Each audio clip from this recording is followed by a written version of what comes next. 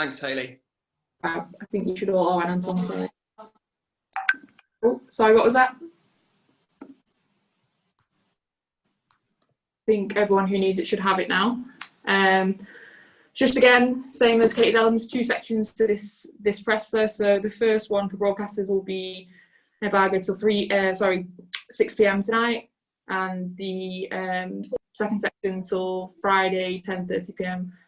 So same again. Opening section, we'll start with Tom Gary from the BBC. Hi, Casey. Good afternoon. Congratulations again on the weekend results. And you sit here top of the Women's Super League for the first time, and now Manchester Derby. I'm wondering where this fixture ranks so far among the games in your tenure as Man United manager.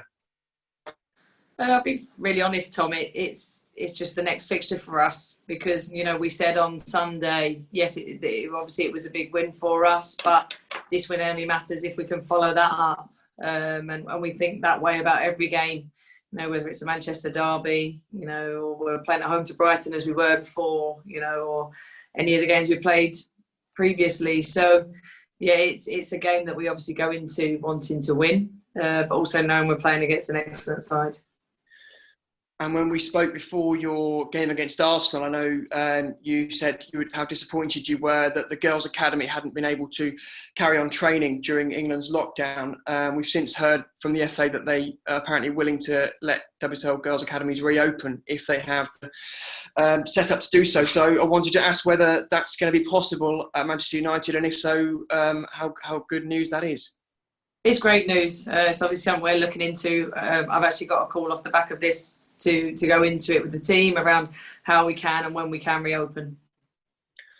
Okay, I think that's my questions up. So best of luck for the weekend. Cheers. Cheers, Tom. Thank you. Thanks, Tom. We'll go to Anton from Sky. Hi, Casey. Hiya. Hi. I really want to talk about the game at the weekend, but I feel as though other developments of the last 24 hours kind of taken precedence. So what has been your reaction to the comments and subsequent fallout from Greg Clark's comments over the last day? So I think it just shows how much work we've still got to do, and they are completely unacceptable. And I think it was the right thing to stand down. And I think it shows that we have, I think there is some great work going on. I don't think we can go away from that. I think it's 2 separate issues, but it shows you there's still a lot of education and there's still a lot of work to do.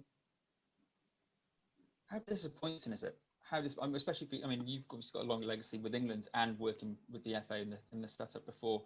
When you see things like this still occurring at the top of an organisation, like you said, that's trying so hard to be the focus of change. Yeah, I think it's extremely disappointing, especially when the person at the top of that chain is making those comments and making them so flippantly and easily. It's extremely disappointing. But hopefully you have to see this as an opportunity for positive change now. And I think this is a really good opportunity for that. Thanks, Casey. Good luck with the game. I'll let someone else take over from that point. Thanks, Anton. David Chisnell from ITV, sorry. Hi, Casey. Just picking up on a point you were talking about before, obviously, about the Girls' Academies. You're going to be having a call off the back of this. How important is it to get them back up and running again and to be able to have that opportunity for the girls? It's massively important. You know, they're missing out on their development. They're missing out on, you know, their mental well-being, their physical health is impacted by this. And obviously, as a football club, we don't want their development, you know, stalled. So it's really important that we get it back up and running as soon as it's safe to do so. And just looking ahead to the game, obviously a derby with City. You know, when you went to United, were City the ones that you looked and thought, you know what, they're doing so well, they win the trophies. If we can knock them off the perch, if we can do better than them, beat them, finish above them, we know we're going to be doing well.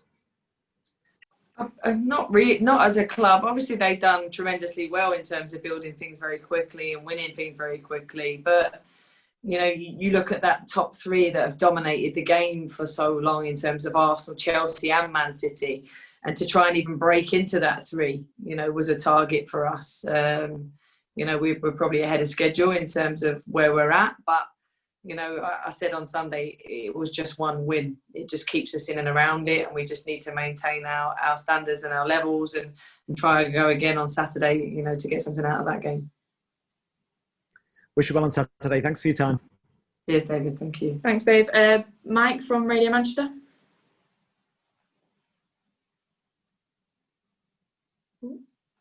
Radio silence.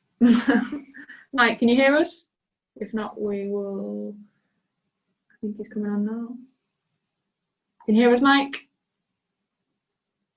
We'll move on to. Hi. Sorry, yes, I can hear you. Sorry about trying to do about 10 different things at once. Because I've joined late as well, I don't know what Casey's been asked, so I'll sit out. But thank you, Casey, and best of luck for Saturday. Thank you. Thanks, Mike. So last one in the section, George from PA. Okay, so I just wanted to ask you. Obviously, this weekend is Women's Football Weekend. How much of a disappointment is it actually that, you know, a large part of the focus is on Greg Clark's comments rather than, you know, really looking at some of the great games? Obviously, this one included.